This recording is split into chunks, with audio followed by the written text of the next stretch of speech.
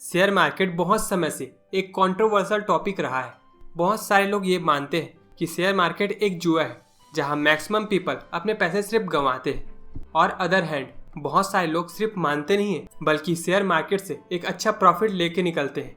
तो आप share market में काम करो या ना करो, लेकिन इसके बारे में आपको जरूर जानकारी होनी चाहिए, क्योंकि शेयर मार्केट इकोनॉमी का एक बहुत बड़ा हिस्सा है। What is share market? जब भी आपको कोई सामान खरीदना होता है, ग्रोसरी, क्लोथ या शूज, हम मार्केट में जाते हैं या ऑनलाइन शॉपिंग करते हैं। उसी तरह जब भी किसी को शेयर खरीदने होते हैं तो वो शेयर मार्केट जाता है, और ये सारा प्रोसेस ऑनलाइन होता है। बहुत पहले शेयर पेपर फॉर्म में एक्सचेंज होते थे, लेकिन अभी सारी चीज़ें ऑनलाइन है। सारी चीज़ों को गवर्नमेंट ने डीमटेरियलाइज कर दिया है। इसीलिए जब भी आप शेयर खरीदते हो तो शेयर को होल्ड करने के लिए आपको डीमैट अकाउंट की जरूरत होती है। जैसे बैंक में आपके पैसे होते हैं, उसी तरह शेयर को रखने के लिए एक डीमैट अकाउंट बनाना पड़ता है। इंडिया के 2 बेस्ट ब्रोकर एंजल ब्रोकिंग और जीरोधा है, जिस पे आप इजीली अकाउंट ओपन कर सकते हो। कई लोग इसे शेयर मार्केट कहते हैं, कई लोग स्टॉक मार्केट, कई लोग इक्विटी और कैश मार्केट भी कहते हैं, और कई बार आपने सुना होगा स्टॉक एक्सचेंज। तो हमारे पास इंडिया में 2 लार्जेस्ट स्टॉक एक्सचेंज है। एक है बॉम्बे स्टॉक एक्सचेंज, जो दुनिया के सबसे पुराने एक्सचेंज में से एक है, और एक है नेशनल स्टॉक एक्सचेंज NSE, और इसी में सबसे ज़्यादा ट्रेड होते हैं हमारे इंडिया में। तो आपने कई लोगों के मुंह से सुना होगा कि आज मार्केट डाउन था या फिर आज मार्केट में तेजी थी। तो हमारे स्टॉक एक्सचेंज के पास अपना इंडेक्स है, NSE का इंडेक्स निफ्टी 50, जिसमें 50 कंपनी के शेयर है, और BSE का इंडेक्स सेंसेक्स, जिसमें 30 कंपनी के शेयर है। और जब भी निफ्टी डाउन होता है या निफ्टी अप होता है, उसी को कहा जाता है कि मार्केट आज बुलिश थी या बेयरिश। जब मार्केट में तेजी होती है तो उसे हम बुलिश रनवे कहते हैं, और जब मार्केट गिरता है तो हम उसे बेयरिश कहते हैं।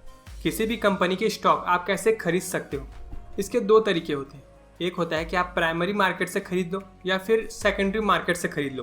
प्राइमरी मार्केट मतलब IPO, इनिशियल पब्लिक ऑफरिंग, मतलब जब भी कोई भी कंपनी पहली बार शेयर मार्केट में अपनी कंपनी के शेयर लाती है तो उसे IPO कहते हैं। और ऐसे बहुत सारे अच्छे शेयर हैं जिन्होंने अपनी IPO तब लॉन्च की जब शायद हम पैदा भी नहीं हुए। रिलायंस ने अपनी कंपनी के शेयर 20 साल पहले लॉन्च किए थे, और अगर आपको आज उसे खरीदना है तो इसके लिए आपको सेकेंडरी मार्केट में आना पड़ेगा।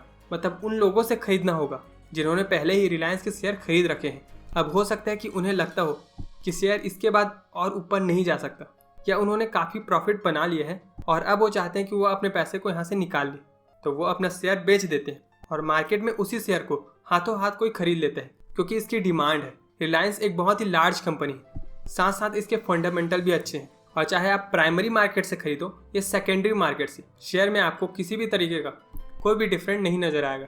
सो नेक्स्ट क्वेश्चन हो सकता है कि आपके मन में ये हो कि कोई भी कंपनी अपने शेयर क्यों लॉन्च करती है, वो क्यों अपने कंपनी का हिस्सा पब्लिक को देती है। सो इसके लिए मैं आपको एक एग्जांपल देता हूँ। फॉर एग्जांपल कोई कंपनी है ABC, और उनके पास एक फैक्ट्री है जहाँ वो शूज़ बनाते हैं, और वो मंथली 10,000 शूज़ बना लेते हैं। ये एग्जाम्पल मैं आपको सिर्फ समझाने के लिए यूज़ कर रहा हूँ। फिर ABC कंपनी को एक कॉन्ट्रैक्ट मिलता है, एक बड़ा कॉन्ट्रैक्ट, जिसमें 6 महीने तक डीलर चाहता है कि कंपनी 30,000 शूज़ बना के उन्हें दे। अब ऐसे में ABC कंपनी के लिए एक फैक्ट्री के साथ जहाँ वो सिर्फ महीने का 10,000 शूज़ भी बना पाते हैं, ये उनके लिए इम्पॉसिबल है। इसके लिए उन्हें फंड चाहिए ताकि वो 2 और फैक्ट्री बना सके और इस डिमांड को फिल कर सके, लेकिन उनके पास इतना फंड नहीं है, और पहले ही उन्होंने बैंक से लोन ले रखा है अपनी पहली फैक्ट्री के लिए। लेकिन कंपनी का ओनर ये बात भी जानते हैं कि ऐसी बड़ी डील उन्हें रोज रोज नहीं मिल सकती, इसलिए वो डील को ले लेते हैं। लेकिन अब प्रॉब्लम ये है कि उस डिमांड को फिल करने के लिए उन्हें 2 और फैक्ट्रीज की जरूरत है ताकि वो मंथली 30,000 शूज बना पाए। तो वो बैंक के पास नहीं जाते और ना ही किसी दूसरे वे से पैसे लाने की कोशिश करते हैं, क्योंकि इसके लिए उन्हें हाई इंटरेस्ट पे करना पड़ेगा। इसलिए वो पब्लिक के पास आते हैं। कंपनी कहती है कि आप 50 रुपए दो और आप हमारी कंपनी के मालिक बन जाओ। पब्लिक उनके IPO को खरीद लेती है और शेयर मार्केट में उनकी कंपनी लिस्ट हो जाती है। अब ABC कंपनी को उससे ज़्यादा फंड मिल चुके हैं जितनी कि उन्हें नीड थी, तो वो अपनी कंपनी को और ज़्यादा एक्सपेंड करते हैं, जिनकी वजह से उनकी रेवेन्यू बढ़ती है, उनका प्रॉफिट बढ़ता है, और वो डिमांड को तो फील कर ही पा रहे हैं, साथ साथ वो एक्सपेंड भी करते जा रहे हैं। तो उनका वो 50 रुपये का शेयर बहुत तेज़ी से 80 और 90 रुपये तक पहुंच जाते हैं, और दोनों के लिए विन विन सिचुएशन क्रिएट होती है। कंपनी को फंड्स मिल गए और एक रिटेल इन्वेस्टर को, एक कॉमन मैन को एक अच्छा रिटर्न मिल गया।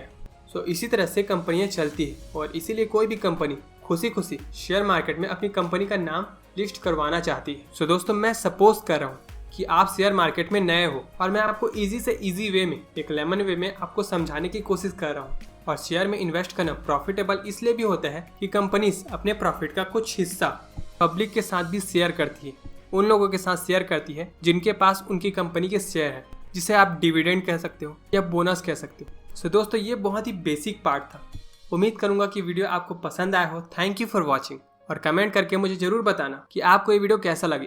Thank you for watching, have a good day. मिलते हैं ऐसे ही इंटरेस्टिंग वीडियो पे, तब तक के लिए भारत माता की जय, Vande Mataram, B smart, be aware.